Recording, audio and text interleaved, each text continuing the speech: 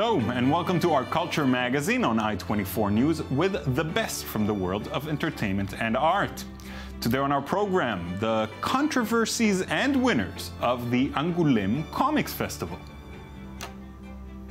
Actor Michael Aloni speaks about his latest role. And the limits of free speech are tested when Israeli musician Ariel Zilber is chosen for a Lifetime Achievement Award. But first, a few cultural headlines. 2 days after the untimely death of Philip Seymour Hoffman, Hollywood reacts to the loss. Writer-director Cameron Crowe, who directed Hoffman in Almost Famous, wrote how Hoffman was able to make even a small scene great. When the scene was over, Crowe writes, "I realized that Hoffman had pulled off a magic trick. I will always be grateful for that front row seat to his genius."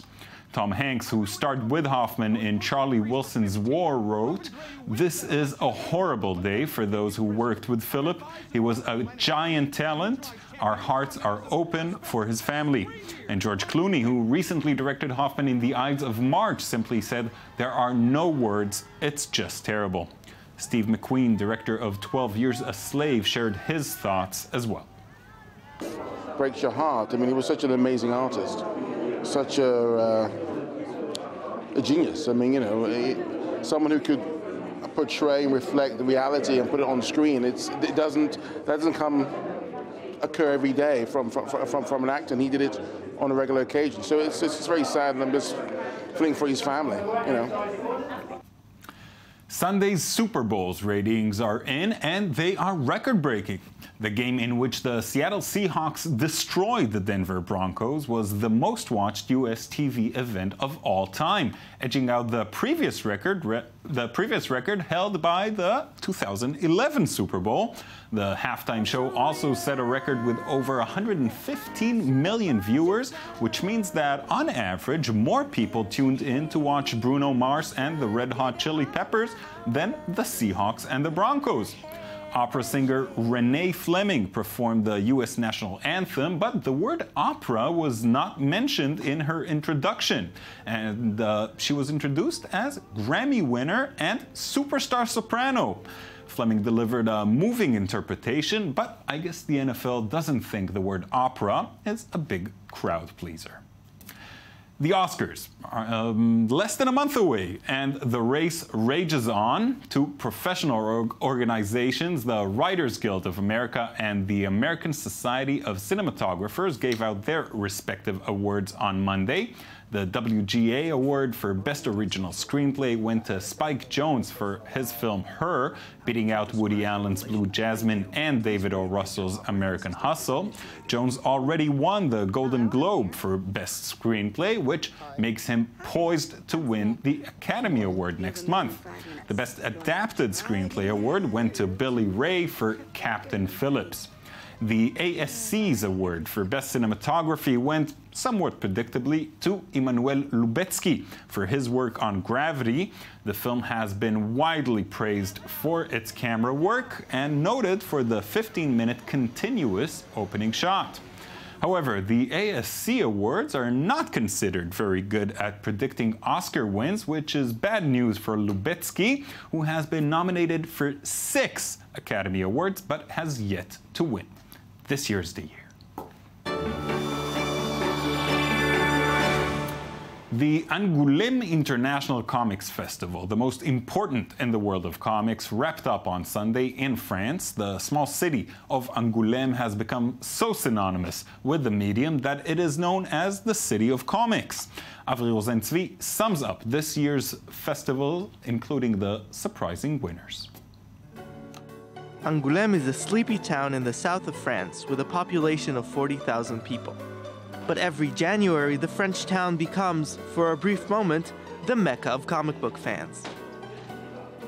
The International Comics Festival takes over the entire town and transforms it. Convention spaces, galleries, even churches, all fill with lectures, panel discussions, and exhibitions. The 41st Angouleme Comics Festival closed Sunday amid some controversy. 40 comic creators wrote an open letter to festival director Frank Bundeau asking to sever ties with sponsor SodaStream because it is based in an Israeli settlement.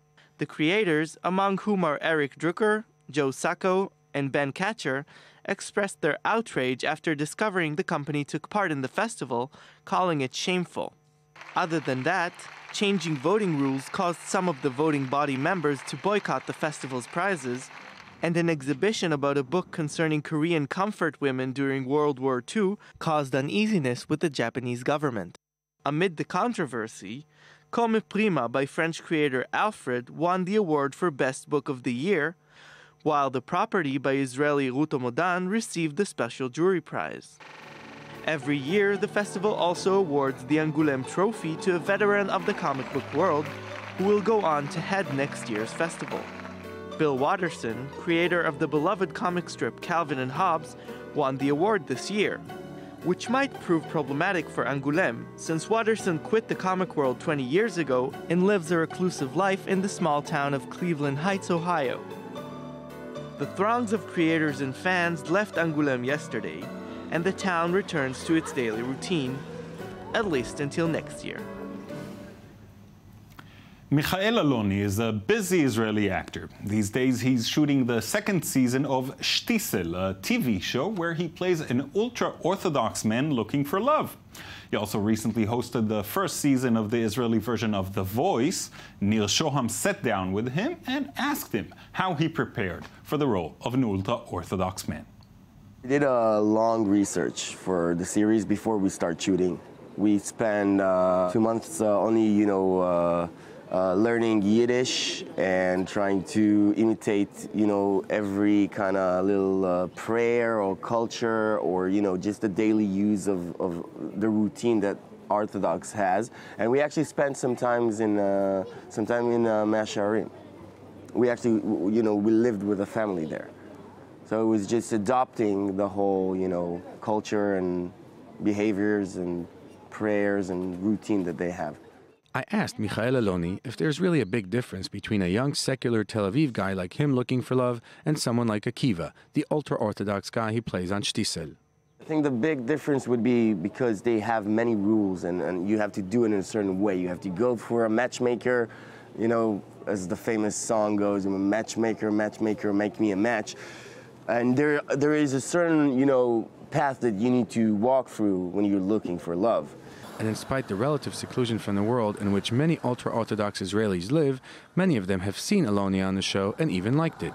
The ultra-Orthodox people, they do have internet, they do have Facebook. I got many responses on my Facebook page, and also when I was in Jerusalem just recently in a kind of religious neighborhood, they asked to take photos with me. It became like they had a WhatsApp as well, and they published like a picture of Akiva, my character, let's find him the next, good wife. And I think I'm kind of like, I have chances of getting married if I'll go there, actually. More chances. Aloni just finished hosting the successful first season of the Israeli version of The Voice. Since the show had versions around the world, he had sources of inspiration for his host persona. It was pretty new all over the world. The first season was just aired in the States, and, Australia, I think, just had one, and, of course, Holland, because they developed it.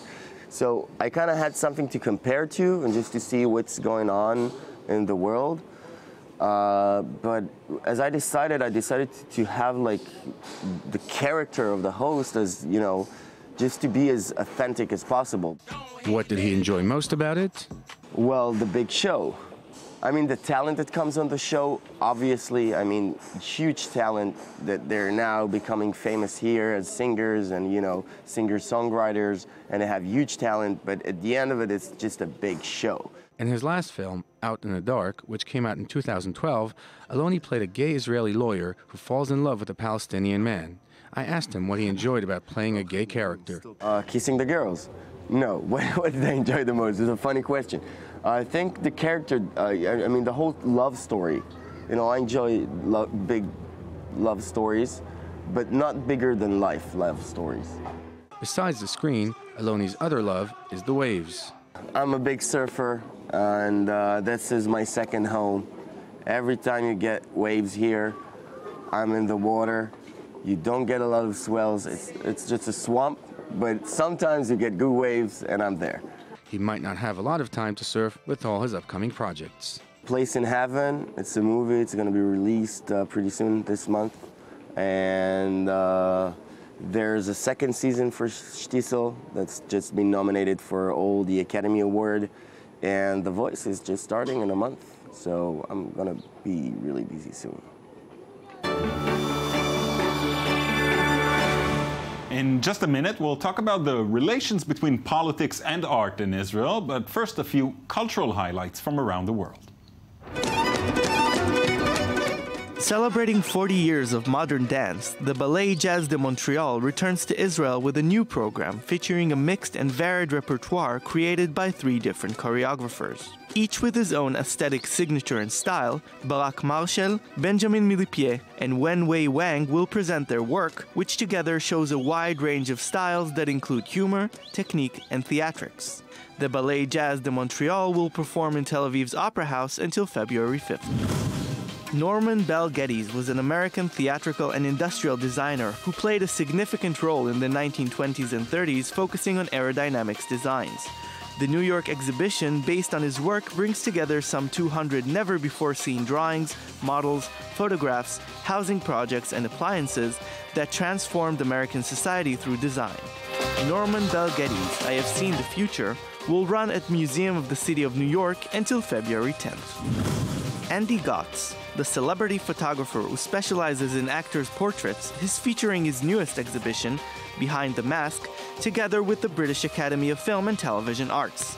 The exhibition will showcase the photographic record of over 100 international actors and actresses who have won or been nominated for a BAFTA since 1954.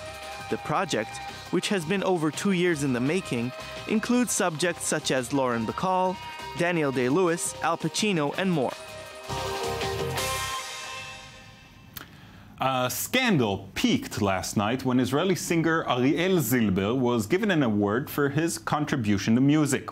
Zilber is a celebrated composer and performer. To understand why this award was so controversial, we have in the studio I-24 News editor Amir Ben David, who is also a celebrated musician in his own right. Hi, Amir. Hi. Thanks for coming in. So let's give some background. Who is Ariel Zilber? Well, Ariel Zilber is a very, very famous singer in Israel. He has a long career going back to the late 60s. He was a member of the Israeli band Tammuz in the 70s, considered to be one of the most important rock and roll band in Israel, in the history of Israel rock and roll, changed the landscape of the Israeli music. He had There's hardly any Israeli who couldn't hum along at least to his song. Most of the Israelis I know will know songs by Ariel Zilber by heart, some song of him. He has a lot of hits.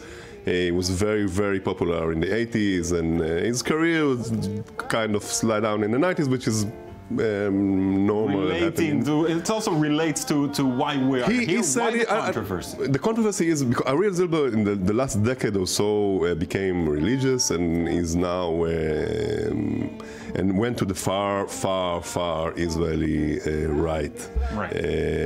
Politically, yeah, he's a supporter of the group called Kach, which is outlaw group. Is let's say, for the international viewer, it's kind of an Israeli KKK. Right. They are against the rights of the Arabs. They are racist. They are against. They are homophobic. They are against Arabs. They are against the Palestinians. Right.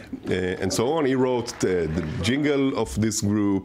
He demonstrated for them. He's been very outspoken. Yeah, he is. He's not a shy guy. He's not a shy guy. He's not a shy guy. You know, he never held his thought to himself.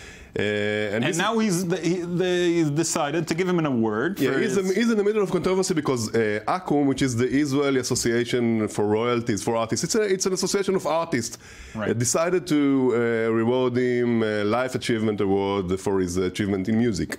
And they also gave an award to Achinoam Nini, known in the world as Noah. And she said that she refused to be on stage with Ariel Zilber because of his beliefs. And she declined to appear and gave up the... Yeah, she gave up. She said, I want to express myself by not being there. Right. And this stirred all kind of, like, you know, people said, she's boycotting, he shouldn't be receiving... Yeah, boycott is like kind of a word now that everybody uses for any reason at all. There is, in my opinion, there is no boycott of any kind, because she refused to be with him on stage. Nobody boycotted him from being aired on radio, on television. Right. He's interviewing all over the Israeli media. And it became like a kind of a debate between left and right in Israel. It's like the right-wing supporters saying, well, the left people of Israel are now trying to boycott him because of his opinions. Right. All right, Amir, it's an interesting subject. We can talk all day about it. Thank you so much for coming in. Thank you for joining us as well. That's it from us for today. I hope you enjoyed watching our show, and be sure to join us again tomorrow.